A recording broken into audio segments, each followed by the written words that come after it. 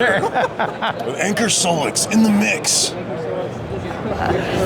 Okay, let me know when you're okay. Aloha, it's Anker Solix in the mix, live with Solar Coaster at RE Plus 2024 in Anaheim. I'll be passing the mic to Michael Bankston, specialist and all-knowing Solar Man. Beautiful, too good. Aloha, folks. Solar Coaster 2024 RE Plus. We didn't know we'd run into a wonderful radio voice, bona fide radio voice here. We are at Anker Solix. Anker, right, is the company. Anker, yeah. Yep. And then Solix, is that the product, or is that like the name, also name of the company? It's like a subdivision. Subdivision. Yeah. So Anker, you may be familiar with, of course, with battery products that have been in the marketplace forever, right? Yep. Well-known brand. And we were seeing this kind of thing here at RE Plus over the last year or so, where there's these consumer products, and then there's the residential space, and they're kind of coming together, and I think it's really interesting. So I'm excited to talk to you. This is Michael Bankston. How do you pronounce that? Bankston, yeah. Bankston. Can you introduce yourself, sir? Let us know a little about you. So, like you said, my name is Michael Bankston. I'm a solutions manager here at Anker, and that basically just means that I train people on how our product works. And then I'm also tech support. So I know all there is to know about this X1 system that hopefully we get to show you guys today. Awesome. So tell us a little bit about what's going on in the residential space. I mean, you have this, obviously it's solar plus battery system. What are some of the specs? What are some of the value propositions? What's going on? Yeah, okay. So our X1 system, which is our flagship over here, we honestly designed it for retrofit. So there's a lot of customers out there in the solar space that, they bought their microinverters and solar on their house like over 5 years ago. And if somebody comes up to them now and tries to sell them a battery and they have to get rid of their microinverters so they can tie their panels into a hybrid inverter of some kind with a DC coupled system, they just threw away all that money they spent all those years ago. Right. So Anker has come in and they've decided, hey, we don't care what microinverters you use. This is an AC coupled system. You can just tie it in. Just bring it on in, patch it in. We don't care. Nice. What are some of the specs of the system? What's like the expandability, the power capability, the energy? So this right here is the inverter. This is a 6 kilowatt output inverter. It can surge to 12 kilowatts. Right. You can have 6 of these in a system. Yep. So that'd be 36 kilowatts of output with a 72 kilowatt surge. All AC coupled? All AC coupled. And then you've got the batteries here. So you got 3 batteries in this stack. Right. Each one is 5 kilowatt hours. You're working with Lifeboat, you're working with... LFP, Yep. Right. So, and each one of these inverters can have 6 batteries in its stacks. That'd be a total of a 30 kilowatt hour system. You can do 1, 2, 3, 4, 5, 6? Did you say 6? You do 3 down and 3 Oh, I got you. Whoa! It's not going to be that tall. I was like, that is wild. It's the monolith. I kind of want to do that. I'm the guy that will call you up and be, please, can I do it? You've got the roof space, or the wall ceiling space, go for it, There you go. It's full of stars.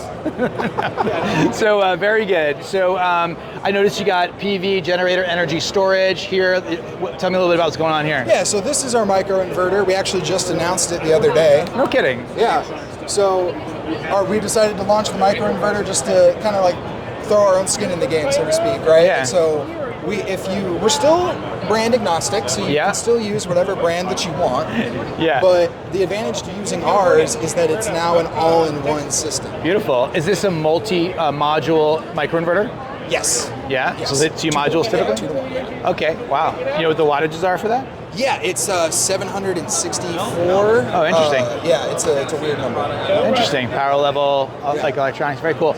And then you have a generator input. Is this your buoy? Or is this your battery user interface? This is our backup controller. Your backup controller. The best way to think of it is it is the termination point for everything AC in the entire system. Yep. So everything lands here. The grid is going to land here. You've got a load shedding and non-load shedding port for the home. Right, because you're doing your inversion up on the roof. Right. Yeah, the inverter. So you're coming in AC. Your generator's kicking out AC. Your battery is kicking out AC because you got a battery inverter. That's right. So it's the AC terminating one. Gotcha. It's just a giant collection point for AC electricity. Wow. Okay. Gotcha. And then this is the transfer switch right here. Right. 10 millisecond transfer time. Right. You might notice your lights flicker, but your appliances will keep all their power. Very good, very good. And overall, you mentioned you could scale this quite a bit. I can't quite remember the scaling, but I mean, you're going into your main panel here, so you can support pretty much a whole home backup, I assume. Yeah, you could do whole home backup, you could do partial home backup. We've seen both, and that's where the non-backup panel and the backup panel come from. Wow, very cool, very cool. All right, so did I miss any specs here? That pretty much covers it, yeah? I guess one thing I wanted to add is, so you can do, I said that each inverter can handle 6 batteries, and since you can do 6 of these inverters per one of these backup controllers, that'd be 180 kilowatt hours of capacity. Right. So you can have a huge system with a lot of output if you need it. 100%, It's completely modular. And what about LifePo these days and longevity? Of course, we hear a lot about longevity with that chemistry. What kind of warranties are we looking at? We got a 10-year warranty, and we use throughput instead of cycles. Yep. So it's 5.45 megawatt hours at a 60% end of life. Okay. 5.4 megawatt hours, 6% end of life, 10 year. That's right. Right. Okay. Wow, it's really moving along these days. Well, very good. Maybe we could touch base on some of the other products in the other company real fast, if you don't mind. Right? Sure. Is there anything you can show us? Yeah. Let's go to the F3800. You mind if we come by? Yeah. So the system we were just looking at was the X1. Yeah. This is the F3800. Very similar, but the way I like to think of it is the X1 is not for your DIYers. You need your electrician to come out, you need fire marshal approval. That really is the delineation right there. Yeah, it's like the pros do it, you do it. Yeah, but this is something, you can buy this at Home Depot. You can buy it from us online. Yeah. Right? Like this is direct to you. You can buy this yourself. And you can set this up yourself. Yeah. It's just a giant battery bank on wheels. Right. And then you can expand it here. Right. So it's not, and you can tie it into your home if you want to, which actually we have another display over here that shows what that looks like. So you need one of these. And now you get into a little bit of electrician work, right? Yeah, this does require the electrician work, but that means that if you want to, if you bought this for your RV, or you bought this for a boat, or you bought it for something, and then you're like, hey, I have a lot of capacity here, and maybe I want to tie this into my home, to act as a backup for some reason.